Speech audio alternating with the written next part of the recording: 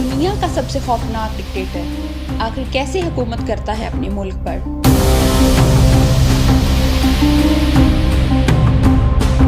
North Korea में आम लोगों की डेली लाइफ कैसे गुजरती है, ये सोचने में भी आपको घुटन महसूस होगी। यहाँ सरकार की पूरी कोशिश होती है कि लोगों की पर्सनल लाइफ के हर एस्पेक्ट को कंट्रोल किया जा सके। कौन कहाँ रहेगा, क्या काम करेगा, क्या पढ़ेगा, ये सब सरकार डिसाइड करती है। आप कैसे कपड़े पहनते हो, कैसे बाल कटाते हो, कैसे फिल्में देखते हो, ये भी सरकार आपको बताती है। एक रैंडम टाइम पर आपके फ़ोन का ऑपरेटिंग सिस्टम एक स्क्रीनशॉट लेगा और ये स्क्रीनशॉट जाता है सीधा गवर्नमेंट के पास, ताकि इसको हमेशा पता लग सके कि आप अपने फ़ोन पर क्या देख रहे हैं।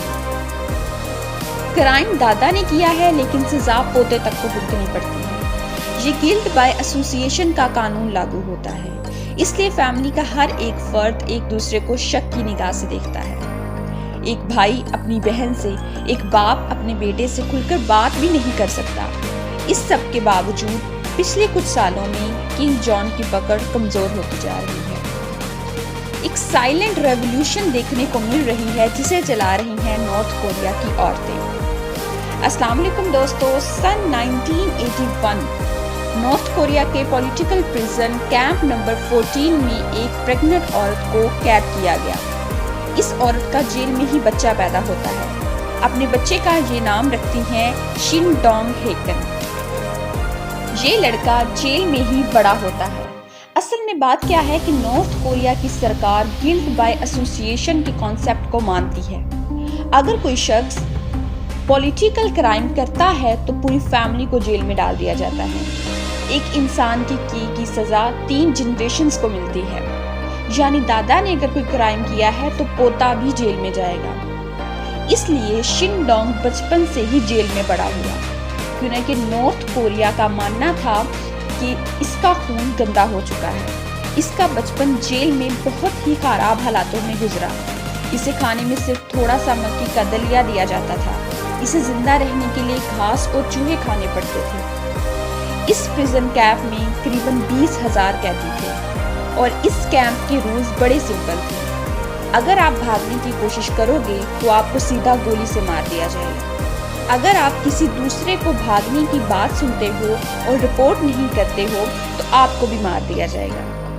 एक दिन जब शिन डोंग 13 साल की उम्र का हो गया, इसने अपनी माँ और भाई को जेल से भागने का प्लान बनाते हुए सुन लिया। इसे ज्यादा समझ नहीं थी, छोटा था, भूखा था, इसने ये बात जाकर गार्ड्स को बता दी, इस उम्मीद में कि गार्ड्स उसे थोड़ा ज्यादा खाना खाने को दे देंगे। उसके 7 महीने बाद सारे कैदियों को एक जगह इकट्ठा किया जाता है और सबसे आगे शिन डोंग को लाकर खड़ा किया जाता है और उसकी आंखों के सामने प्रिजन गार्ड्स उसकी माँ को फांसी पर चढ़ा देते हैं और उसके भाई को गोलियों से मार देते हैं। ये सब देखने पर शिन डोंग को मजबूर किया जाता है और इसके बाद 6 महीने तक इसे बेरहमी से टॉर्चर भी किया जाता है। सन 2005 23 साल की उम्र में शिन डोंग खुद भागने की कोशिश करता है और वह सक्सेसफुल हो जाता है। गार्ड्स की नजरों से बचते हुए किसी तरह ये नॉर्थ कोरिया छोड़कर चाइना चले जाता है और वहां से साउथ कोरिया पहुंच जाता है और यही वजह है कि उसकी कहानी दुनिया को पता चल पाती है।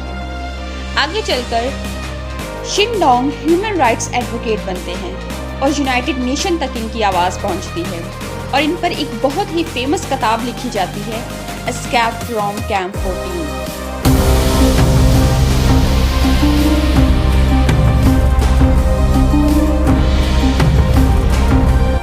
शिन जैसे सर्वाइवर की कहानियों की बुनियाद पर आइए समझते हैं आज की इस वीडियो में दोस्तों कि नॉर्थ कोरिया में डेली लाइफ एक्चुअली में दिखती कैसी है, आम लोगों की जिंदगियां कैसे गुजरती हैं दुनिया की सबसे खौफनाक डिक्टेटरशिप में।